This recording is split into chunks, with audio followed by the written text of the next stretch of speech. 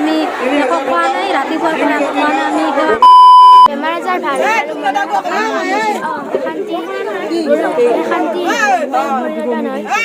So good afternoon বন্ধু বান্ধৱীসকল, পুনৰ এটি নতুন ভিডিঅ'লৈ আপোনালোকক স্বাগতম জনাইছোঁ। আৰু আজি আহিছোঁ গবৰাত দলৰ, আৰু মোৰ লগত আছে বিপুল। মাতিছে আমাৰ ঘৰত আহিছে আজি জন্দা, আৰু এতিয়া আমি গৈছোঁ আজি আমাৰ ৰাজহুৱা মনসা পূজা। মনসা পূজাৰ কাৰণে আমি এখন পথৰ ডিফাৰেঞ্চ, আমি পথৰেদি গৈ আছোঁ। আৰু এয়া জন্দা আমাৰ ঘৰত আহিছে, আৰু জন্দাক আমাৰ হিৰক ভাইটিয়ে এখন ফুলং গামোচা দিছে। আমাৰ ঘৰত আহিছে যিহেতু অসমীয়া গামোচা। থেংক ইউ ভাইটি। চ' ভাইটি কেনে খবৰ? ভাল একদম ভাল। এতিয়া আমি ক'ত যাই আছোঁ? এতিয়া আমি লংকা গবৰাতৰ মনসা পূজাত আমি যাই আছোঁ। মনসা পূজা হয় অসমত প্ৰতি বছৰে হয় চৈত মাহত। A few moments later.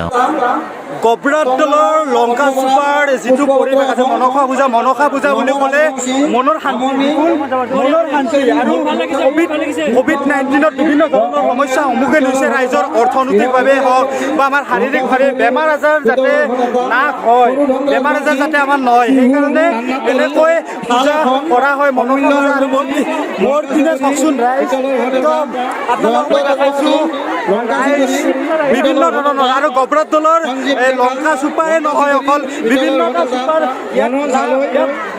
সমাগম হৈছে।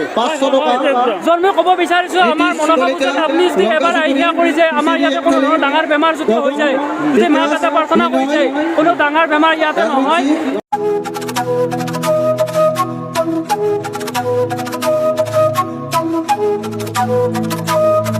আপোনালোকক এটা বস্তু জানিবৰ বাবে সুখী হৈছোঁ, আমাৰ এই অঞ্চলত এটা বৰ চৰ্চিত নাম পিঠু ওজা। চ' আচলতে পিঠু ওজাটো ক'ত?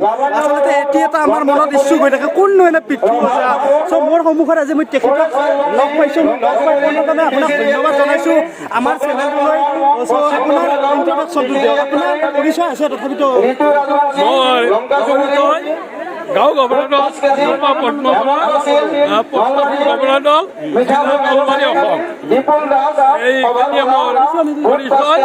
এতিয়া বিপুল মই আৰু হিৰকে আমি ইয়াতে খাবা বহিলোঁ। আমি খিচাৰিটো খাই লওঁ, দেখিছে। এয়া মোৰ লগত চুনু আছে, ধন আছে। কেনেকুৱা লাগিছে ভাইটি? কেনেকুৱা? ঠিকে আছে, ঠিকে আছে, একদম বঢ়িয়া। এইটো কেনে হৈছে খানা? খিচাৰি ভাল হৈছে না? ক'ত ঘৰতে না? লংকা চুপাতে? ঠিকে আছে, খাই থাকক। কেনে হৈছে? ভাল হৈছে না খানা? ঠিকে আছে, ঠিক আছে।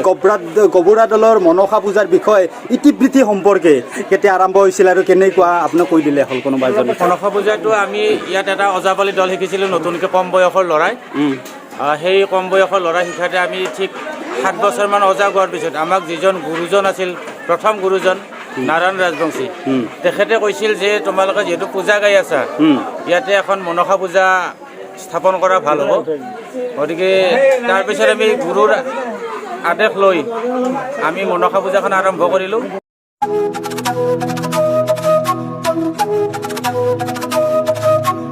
কৃষি কৰ্মৰ লগত জড়িত গবৰা দল বাকী ৰাইজ, আৰু বিশেষকৈ নগদী শস্য যিবিলাক আছে, কল হওক বা বিভিন্ন ধৰণৰ নাৰিকল, তামোল, এইবিলাকৰ লগত জড়িত এই গবৰা দল বাকী ৰাইজ। চ' দাদা কি ক'ব? ক'ৰ পৰা আহিছে দাদা?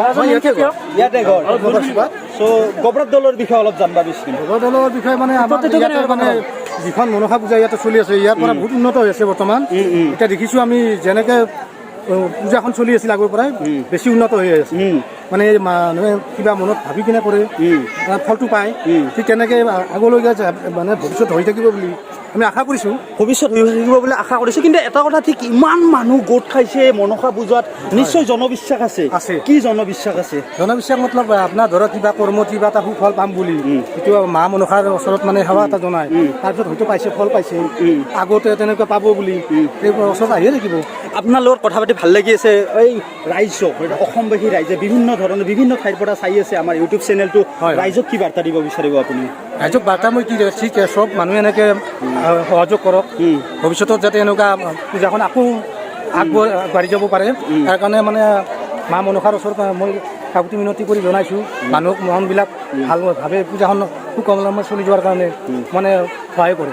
ধন্যবাদ জনাইছোঁ, খুব সুন্দৰকৈ কথাখিনি কৈছে দাদা, আপোনাক ধন্যবাদ। ঠিক আছে, ভাল লাগিছে। মই ইয়াত শেষ কৰিলোঁ আৰু কাইলৈ আমি যাম গজালি যাম কামি দেখি ৰাইজৰ পৰা মতামত ল'ম কালি বেক টু বেক ভিডিঅ' পাব কালি পাব পৰহি পাব তাৰে পিছদিনা পাব এসপ্তাহ আমি বেক টু বেক ভিডিঅ' দিম আৰু হেছটেগ আপোনালোকে চাই থাকক জলছ ব্ৰ হেছটেগ আপোনালোকে চাই থাকক বিপুল ব্ৰ এণ্ড লাইভ আৰু হেছটেগ গব্ৰত দল মনসা পূজাৰ পৰা আপোনালোকক বিদায় দিছোঁ।